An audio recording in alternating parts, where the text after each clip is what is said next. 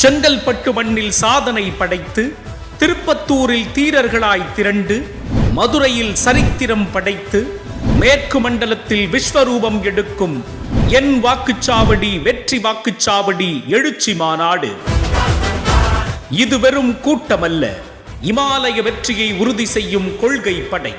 களத்தை வென்றெடுத்து துரோக கூட்டணியை தலை தெறிக்க ஓடவிடும் முதலமைச்சர் மு.க. ஸ்டாலின் அவர்களின் கருப்பு சிவப்பு சேனை.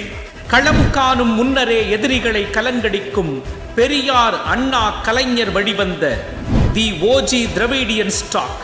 2026 தேர்தலில் முன்களம் நின்று போரிட்டு முற்றுப்புள்ளி வைப்போம் சதிகாரர்களுக்கு.